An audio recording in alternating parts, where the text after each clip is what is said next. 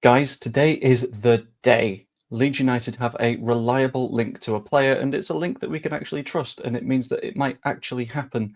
And very interestingly, it's a player that has experience of playing as a number 9 in a Champions League level that has been linked with Leeds United, which is not bad at all. And you might think, is this someone that's over the hump and maybe not good enough?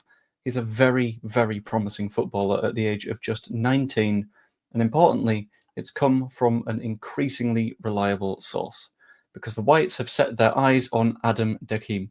Now, quick little bit of admin before we dive into the actual story. The source is the Daily Mail, which normally I would say is a load of bollocks, but it seems to be 49 Enterprises' sort of journalist source of choice. It seems to be where they put out their news, and although I don't like the Daily Mail, if they've got Leeds news, it's probably worth listening to. And also, whilst you're here, like and subscribe to the channel so you don't have to read the Daily Mail. Fantastic. So, hopping into the main bit of the story, we need to start with discussing who exactly Adam Dein is. He is a forward that is currently playing at RB Salzburg, and I'm saying forward in a rather loose manner.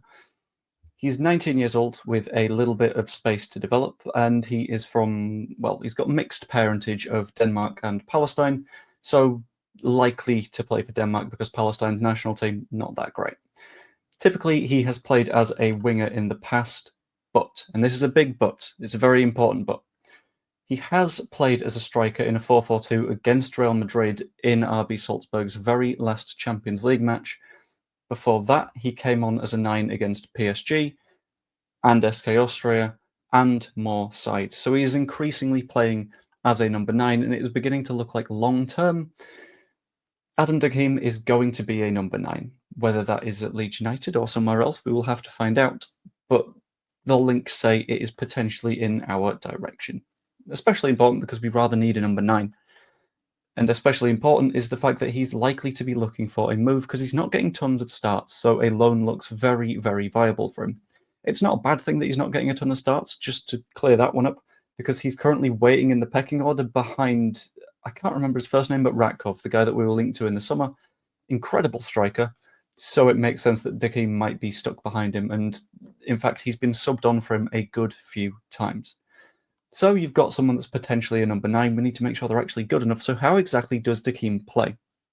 Had a bit of a dive through some scouting report things, and I reached out to a few people that I know in the sort of area that have written scouting reports about this guy, and he's seen as having absolutely vast potential.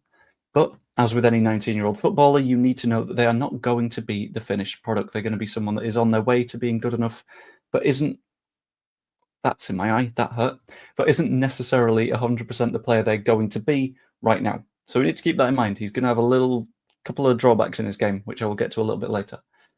One of the things that he's renowned for in terms of his style of play is the clever little movement behind the centre-back to get on the good end of through balls.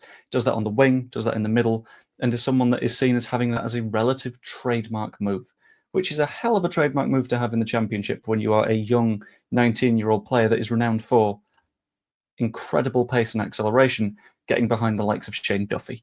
Like, it's not a bad position to be in to have a player like that linked to you and to potentially be signing him, which I rather hope we do, having read a little bit more about this guy. In addition to that, he is very, very strong in the press. He's someone that has a lot of pace, a lot of acceleration, is very agile and flexible, and he reads the game incredibly well. That's why he's able to do the moving in behind the centre-backs just at the right time for those through balls.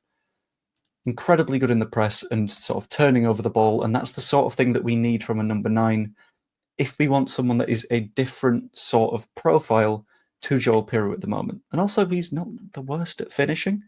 A couple of the drawbacks that I found out about him, though, that sort of need to be considered. Heading, not the best in the world, which is completely understandable. Like, I get that. And in addition to that, attacking set pieces, he's not the best with. But that also links in with heading, and let's be honest, we wouldn't be losing anything by starting him, because when did you last see Piroe heading in a corner? Now, from all that I've said so far, we'd be saying this is a perfect signing, jump on it, get it done as soon as possible.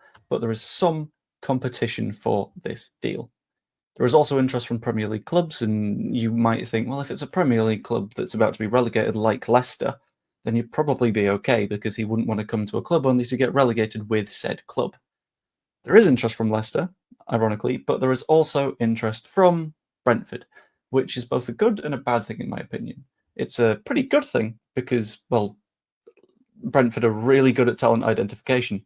So if Brentford have gone, this guy's quite good, that's a good sign for our scouting department who've gone, oh, he is quite good, let's sign him. There's a couple of things that might be going in our favour, though, because if he goes to Brentford, he probably wouldn't be getting that many minutes early on in his time there. And in addition to that, if he were to come to Leeds, he'd get plenty of time at Leeds and would still have a sort of link to RB Salzburg. Plus, you've got a lot of players at the club that came through RB Salzburg. So Aronson, Voba would immediately be people that he would potentially be able to get on with a little bit better than if he were to go to another club that he has no actual links with. In addition to that, we've got another little advantage here in that our interest was noted, and I checked Google to just see like when have various news stories come out. We were reported as being interested as far back as the start of October, which shows that we are actually investing ourselves in keeping track of this guy. He's someone that could be a very, very good footballer, so you might as well keep an eye on him. And if we've kept an eye on him for a couple of months and said, yeah, actually, we'll go for that, after seeing him play against sides like Real Madrid and PSG, that's only a better side. But this could lead to the question of, is he exactly what we need? Because Daniel Farke said that thing about, well, if we don't find someone that's right, we're not going to sign anyone because we don't really need to. And the first concern that people might have is, if he's a winger, do we need him?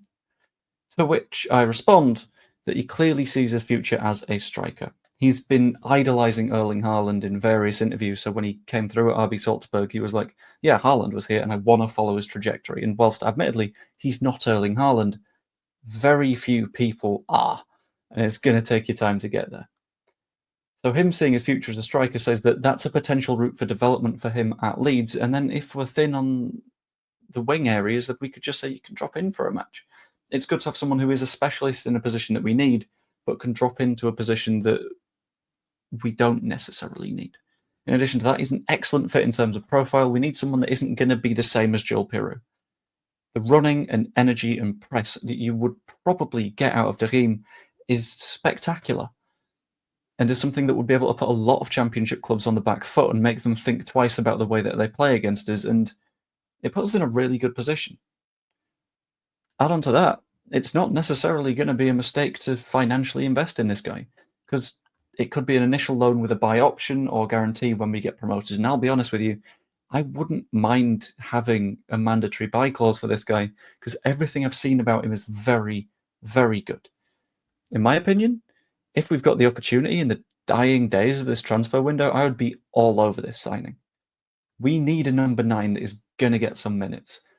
He needs a move to get a few more minutes. And signing him long term would be better for both of us. He gets to play in the Premier League. If we go up, we get a number 9 that is the ideal profile. And yeah, his finishing's not perfect, but he does so much across the entire pitch that I think he would make a massive difference to this promotion push. Positioning is brilliant, so he creates chances by that way alone. Incredibly fast. Got a great mind for the match. Good player for me.